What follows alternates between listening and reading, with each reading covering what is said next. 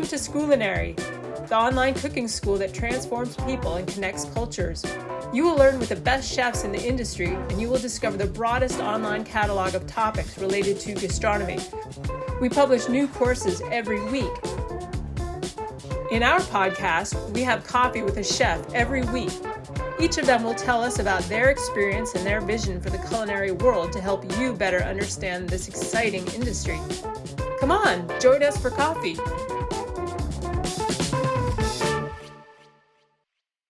Today we have a very compelling guest joining us for coffee. Anthony Myint founded Zero Foodprint, which is a movement of chefs and food businesses teaming up with farmers to restore the climate and grow better ingredients. As chef and restaurateur himself, Anthony has drawn upon science plus his own background to chart a path to carbon neutrality through good farming. Hi, Anthony.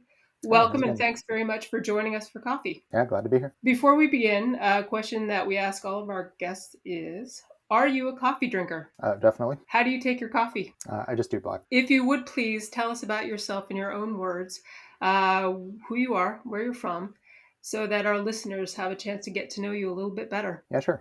Anthony Myint, co-founder, executive director of Zero Foodprint, which is a nonprofit that I'll tell you all about. But actually before that, I've kind of a winding and eventful culinary career that began with trailblazing the pop-up movement in San Francisco in probably 2008. After we did about 140 events that journalists started to call pop-ups, it turned into a permanent pop-up called Mission Chinese Food. That became popular in San Francisco and then opened a location in New York, kind of miraculously in a shitty Thai takeout window that went on to win New York Times Restaurant of the Year in 2012.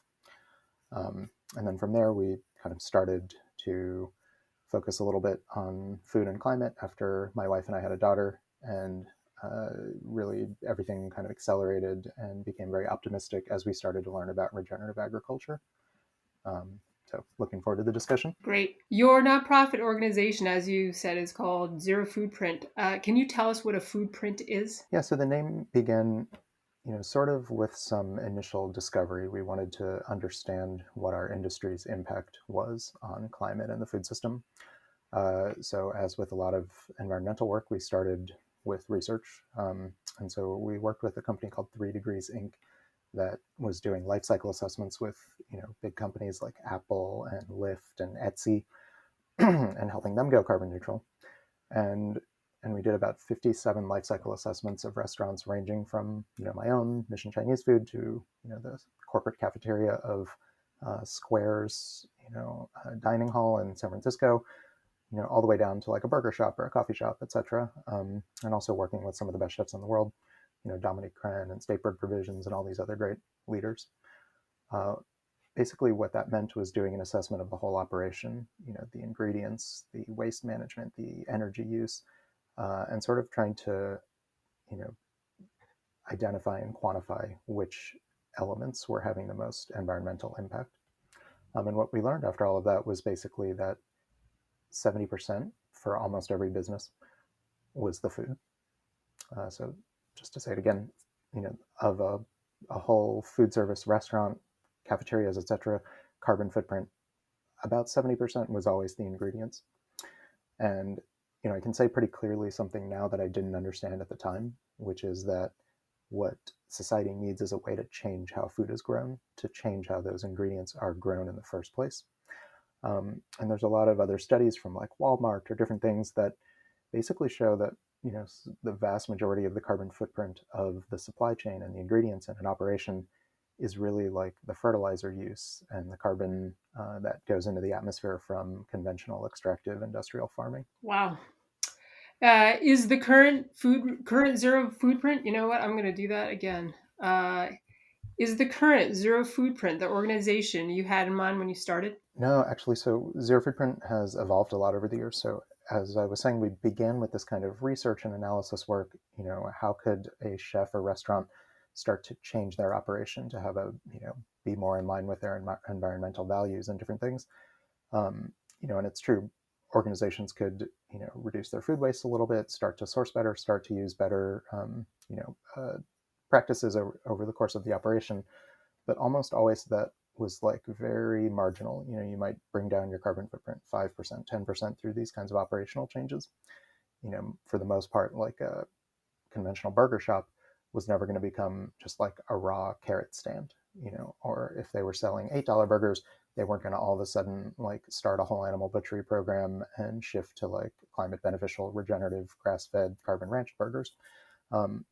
And so really what we came to understand is that the biggest impact any operation could have was actually directly changing farming with as little as a few cents per meal. And so that's really, the organization shifted and evolved to that kind of model, and began collaborations with the state of California and more recently the state of Colorado to really create almost like a whole new approach, maybe like a table to farm movement instead of a farm to table movement, and start to build up this kind of like economic opportunity for any business to immediately become part of the solution, and to do it with local climate actions, local farming projects. Excellent. In interviews that you've done in the past, and then you touched on it a little bit in your previous comment, the great topic of carbon farming. Can you tell us a little bit what that entails? Yeah, for sure. So, I mean, you may have heard a term regenerative agriculture. You may have heard a term carbon farming, carbon sequestration, organic.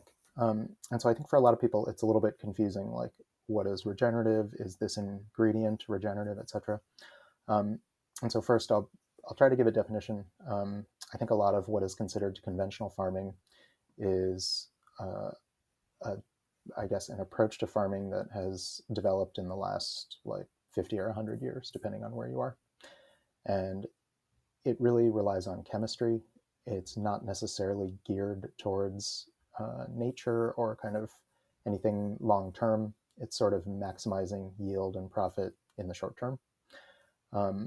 Regenerative and organic and carbon farming, that would all be sort of like farming with nature and really focusing on soil biology and building up, healthy living things in soil.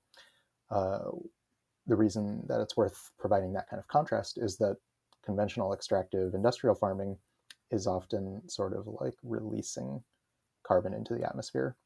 You're plowing, you're pouring chemicals, you're leaving the ground uncovered. And as a result, you're sort of like systematically, gradually decreasing the amount of living things in the soil.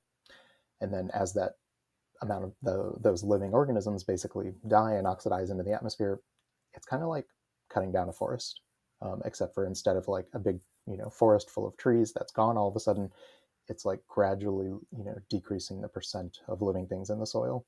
And there's a metric, soil organic matter, that literally is just that, by mass, the amount of living things in the soil. And so in the US, like the prairies, the Midwest used to be 6%, 8% organic matter, and in a lot of places that has gone down to 2%, 1%, sometimes less than 1% organic matter.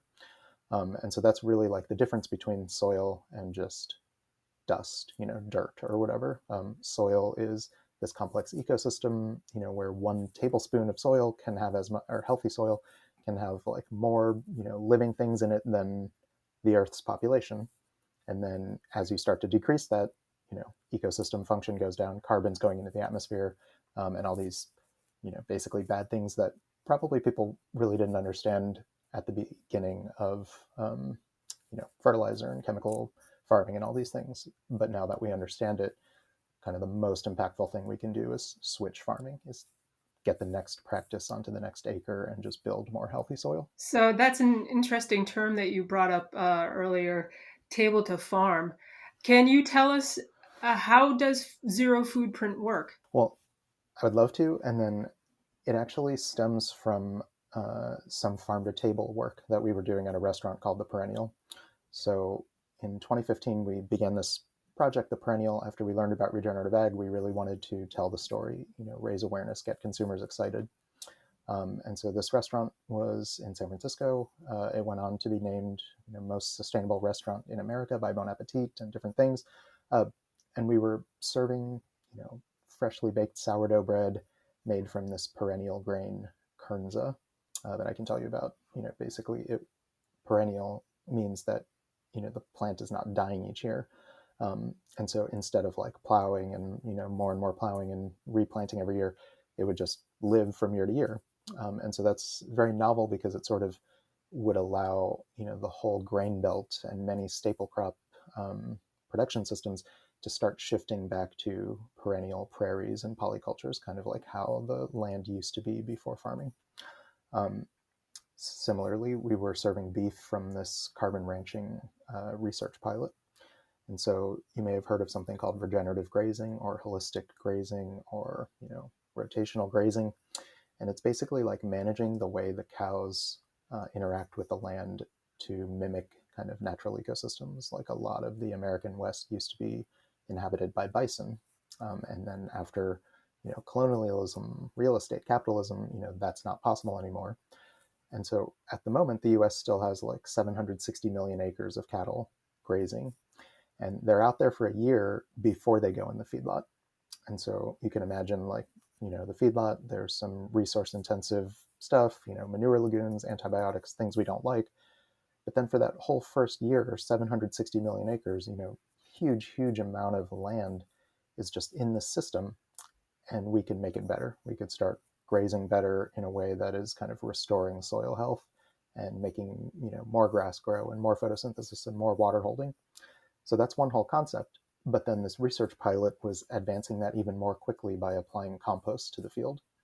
And so they applied a 1/4-inch layer of compost to, this rangeland, and then they were testing how much carbon was coming out of the atmosphere and turning into healthy soil each year. This was from the UC Berkeley Biogeochemistry department. And what they found is that after 5 years, about 1/10 of the ranch, this research ranch, had already sequestered as much carbon as not burning 1 million gallons of gas. So huge opportunity. And if you think about even just 1 acre, that's 45,000 square feet.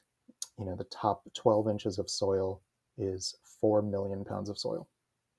So if you're just increasing the organic matter, the carbon in the soil a little bit, 1%, 2%, that's many tons of carbon. And so basically, it started to become clear, like, oh my gosh, this is like a potentially world-saving ingredient, changing how beef is grown, changing how staple crops are grown, etc. So we'd be at the restaurant, telling this exciting story, getting consumers to kind of start understanding that farming and soil was a big opportunity. And, occasionally someone would be really excited. Oh my God, that's amazing. Where do I buy this? But of course, the answer is there's not much supply. Sorry. And then even if they were going to buy it, it started to become clear that it wasn't really enough money to help the farmer get, in this case, like the compost onto the next acre, to have a farmer replace their whole crop and take a big risk with this perennial grain, et cetera, et cetera. And so in other words, even buying the good stuff doesn't necessarily lead to change in the field. And I think, in society, we can see that in the case of organics, where, organic certification maybe began like 50 years ago, all these things, there's a very clear premium. It's on the shelf at Walmart and Target. It's still 1% of acres in the US, 1% of acres, even in California.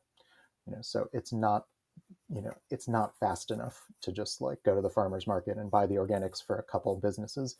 What really needs to happen is the whole economy needs to shift to transition farming, and it's not as much about like, is this ingredient certified organic, et cetera, certified regenerative. It's more just about, can we get money, any money at all, to just start flowing to the next practice on the next acre. And so Zero Foodprint began with all this work around almost like a purity contest, judging each chef, restaurant. Are you carbon neutral? Are you good enough, let's say? And then we shifted our whole model to be more like, can we just start building towards an economy where every purchase is participating in this local climate solution by building healthy soil? So that leads me to my next question about that participation of diners, restaurants. Zero Foodprint has concluded that a charge of 1% toward carbon farming would accomplish as much environmental benefit as offsetting the estimated impact from the restaurant's operation. 1% doesn't seem like a whole lot. Can you mention some of the ways that 1% translates into big changes for reversing global warming? Yeah, thanks. So that's our model now, and 1%, like you said, may not feel like that much. So as one example, we've got a Subway sandwiches franchisee in Boulder, Colorado at 5 locations sending 1%. So from the sandwiches, maybe the sandwich is $11 or something for a foot long. I don't know. So the 11 cents is going to local farming projects to help a Colorado farmer apply compost, plant cover crops, etc. Over the course of a year, that might add up to $10,000 from a sandwich shop, etc. In the state of Colorado, if they have a statewide healthy soils program that's kind of kicking into higher gear, the government might be using $2 million, $5 million a year to start helping farmers make this transition. But if every Colorado restaurant were sending 1%, that would be $110 million a year. So 50 times what the state is doing. If California is almost like the nation's leader in this kind of healthy soils work, and so they have a really big program that's sending $66 million in the last, I think in 2021, to local healthy soil projects. So really great work is happening. California also has 40 million acres of agriculture. So you send the $66 million, of course, it's actually going to like 900 farm projects or this or that. But if you break that down per acre, it's $1.50 per acre. So it's not really enough to do that much to change everything. Flip side, if California's restaurant industry were sending 1%, that would be $970 million. So like 15 times the most active state in the US. So I think overall, it's kind of just saying regenerative agriculture and carbon farming and this switch on millions of acres, hundreds of millions of acres, is maybe the biggest climate opportunity that society has. It also would, increase resilience and water conservation and biodiversity and, farm profitability and nutrition and so many different things. And then it's basically like the least funded of the major climate opportunities. And so while government is starting to prioritize it a little more each year, chefs and restaurants can lead the charge both in terms of awareness, but even more importantly, just in terms of immediate action. And 1% is a lot, as it turns out. Well, I guess, my next question is, how do restaurants implement that charge? So we have tried to basically shift completely, like I said, from this sort of like purity contest and everything to now just meeting businesses where they're at and then meeting farmers where they're at. So basically a restaurant Zero Foodprint member is sending us 1% of sales, which, for any restaurant operator, any chef, that 1% might be your whole profit in a year. That's crazy. That's a lot. But by the flip side, a lot of the restaurants accomplish this by just creating a simple optional charge for the customer. So again, at Subway sandwiches, there's an 11 cents on the receipt or, whatever 1% turns out to be based on your order. And it's on there. And then the customer could opt out. If they're low income, et cetera, they choose not to participate. No big deal. Grab a dime from the cup on the counter. Next customer, we just move on. But if they don't do anything, then that couple cents is part of the solution. Every single purchase is part of the solution. So a lot of our members do it that way. But we also have a few chefs who, I don't want to have a hidden charge at the bottom of the receipt. I prefer to just be very upfront about it or something like that. And so there's an awesome chef in Colorado where he's got, the 1% is built into the pricing. So like his pasta dish used to be $18. The burger maybe was $16 or something, right? Now it says, pasta $18.18, burger $16.16. So again, no big deal. But now if a customer's like, that's weird, why is it $18.18? Now they have a talking point. Oh, the restaurant is supporting this transition, and helping teaming up with farms and ranches to build healthy soil and take carbon out of the atmosphere, et cetera, et cetera. So really anybody can choose how they participate. We've also got a lot of chefs who are just like, my food cost is 26%. I'll make it 27%. What's the big deal, right? I don't even want to bother customers with it. I just know this is the right thing to do. So I'm going to start being part of the solution. And so we just leave it up to the operators. And then on the farm side, I'd love to tell you as much detail as you want to know, but basically we that's part of this whole program and working with these governments and local conservation experts is to basically create a framework that optimizes how the money goes out. And so there's starting to be new science and new modeling tools that let anybody kind of estimate how much carbon a certain farming practice will take out of the atmosphere. And so you would put in compost application on 20 acres of dairy in Sonoma County, California, into this model, and then it could tell you how many tons of carbon that would take out of the atmosphere approximately. And so you can start to compare one project to another, kind of the same way you might be able to like estimate how much benefit would happen if you planted a bunch of trees somewhere. No one's going out and putting a tape measure around every single tree. Someone did that at some point. There's enough science to kind of say like, okay, if we plant 1,000 trees over here, it's going to have this benefit. And so that same transition is beginning in regenerative agriculture, where science is starting to understand enough to make these estimates. Wow. How do diners find Zero Foodprint participating restaurants and chefs? So for sure, you can just go to our website, and there's a page that says like find a Zero Foodprint business, and then all the participating restaurants are listed.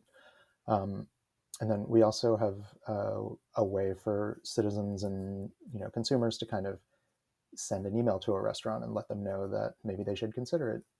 There's a lot of research from groups like IBM and Forbes and McKinsey that are showing that consumers basically like want climate solutions.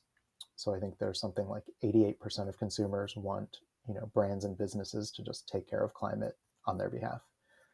70% of consumers are willing to pay like 30% more for the sustainable choice. 50% of consumers are switching to the more environmental brand, et cetera, et cetera.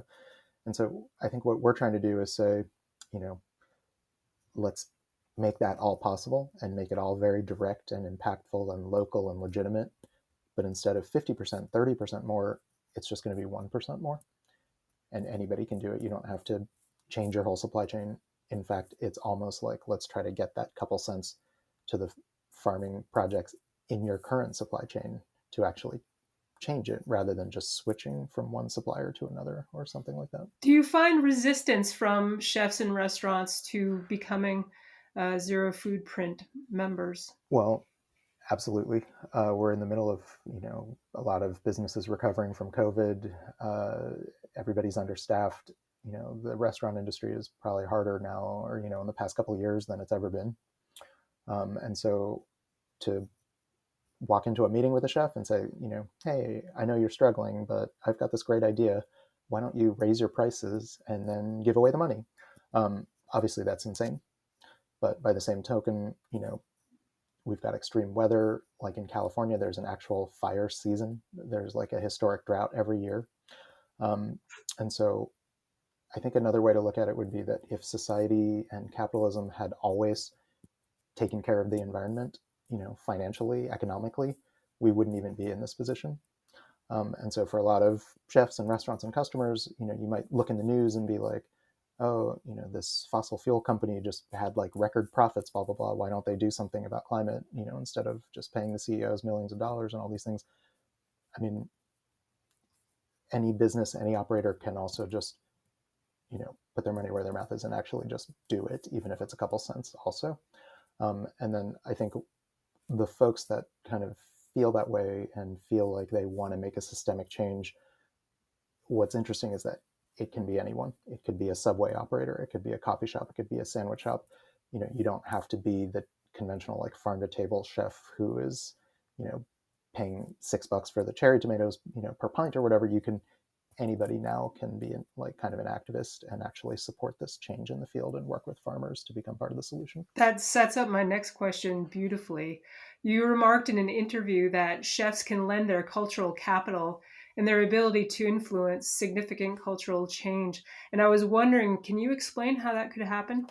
Yeah, I mean, in a lot of ways, chefs are the leaders of the food system and, on the other end of it from farms. And this is an opportunity to sort of like economically close the loop. And so I think that next week I'm working with a bunch of chefs to go to Capitol Hill and kind of like talk to representatives and start to work on policy things as well. So that's one element. But then specifically what we're doing in certain cities and counties like Boulder, Colorado, and Sonoma, California, it's starting to be almost like a way for businesses to signal to local policymakers like a city council or a board of supervisors that the public is willing to do this, that people need to go faster on farming and healthy soil.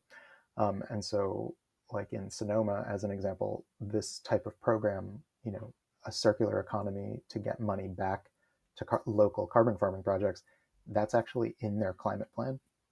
And so it's starting to be more like renewable energy, where you have cities and counties commit to 100% renewable energy. They start, citizens start to send $1 per month on the energy bill or something to improve the grid.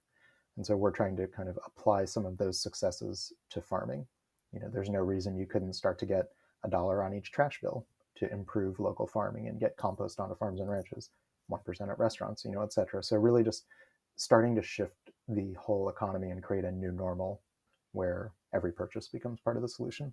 And so chefs have the, almost like the biggest role to play there in shifting the food system, because a lot of chefs are not beholden to like corporate, board of directors, and they're not trying to maximize profit every single penny, to shareholders. They have the freedom to lead by example and send this 1% to local farming projects. Now, how do you see Zero Foodprint evolving in the future? Well, we are expanding our work and our farm projects from California and Colorado to more states, and that's another place where chefs have a role to play. So if you are a chef or a restaurant and you have 5 locations and you're in Connecticut, let's talk, because that is almost enough to like help us start a Connecticut farm program in that region.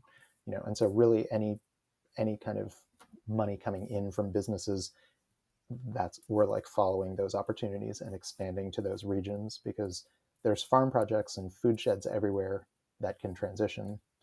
And then really what it takes is kind of like just that signal from a local leader, basically, that they're ready to start making this change happen in their region. And how do you know if Zero Foodprint is successful? Oh man. Well, so first of all, I'm like pretty honored to say that our members have already helped establish 65 farm projects with as much climate benefit as not burning 4 million gallons of gas. And so those couple cents have really added up. But I mean, to me, the real mark of success is when, enough chefs and restaurants in one region have done this to actually get a policy in place, like a local ordinance where every restaurant is doing it, or the trash company is sending that sending that $1 from every citizen or household or whatever. And so as we start to get those local, basically like those new normals, those regenerative economies, one region at a time, that's what's, to me, going to be the signal that like transformative change can really happen if we work together. In the future, what would you like the restaurant industry to be like? In other words, if you could design it, what would it look like? I mean, let's start actually with the agriculture, the world of agriculture, and say, the hope would be that every acre would be healthy soil, and every farmer and rancher and vineyard and orchard would be operating in a way kind of like farming with nature and, building biodiversity and improving ecosystems and the environment. And the way to get to that point would be if the whole economy was kind of geared towards that, even a little bit, instead of 0%, towards that. And so the restaurant industry in the US is actually the biggest part of the food system, bigger than retail, bigger than grocery, all the things. And so to me, the restaurant industry would have to be part of that transition in the economy. And so that's my future. If I can wave the magic wand, every restaurant is beneficial to the environment and helping to make this transition happen. And who would you recommend for an episode of this particular podcast related to the world of gastronomy? Oh man, I've got 2, if that's okay. So one is great chefs in San Francisco, Thomas McNaughton and Ryan Polnow. Their restaurant Flour and Water has been a supporter of Zero Foodprint almost since the very beginning. And then they have started to create like flour and water pasta that's going into Whole Foods and all these different things, and all along the way, their businesses are kind of supporting this transition with 1%. And then in Colorado, Denver, and Boulder, an amazing chef, Kelly Whitaker, has been supporting Zero Foodprint with some of his businesses, but then also doing amazing work in the field where he's got like a single origin grain milling company established. And then he's working with individual farmers to kind of help them plant cover crops and buy their grains, and kind of gradually transitioning, this paddock, this field one at a time towards regenerative, and then buying the grain and making amazing, baked goods and products and offering flour to the broader industry. And so, obviously I'm biased because these are both Zero Foodprint chefs. There's many more Zero Foodprint restaurants and businesses. Kyle Connaughton at Single Thread and his partner Katina are doing amazing work, on the land and in the kitchen. Of course, they're one of the world's top 50 restaurants. And so just overall, I brought up those other two because they're not at the pinnacle of the industry. They're like local leaders, but it goes to show that local leaders can basically create, the big movements in their own regions. Hey, Anthony, thank you so much for joining us for coffee today. It's been a really, really insightful and a great pleasure to speak with you. Yeah, I really appreciate your time and interest. Thanks. If you like this episode, don't miss an episode by becoming a member. We're waiting for you each week with more guests. We're on all podcast platforms. Just search for Coffee with Scoolinary. We're also waiting for you at our website and on our social networks, where you can get to know all our courses and teachers.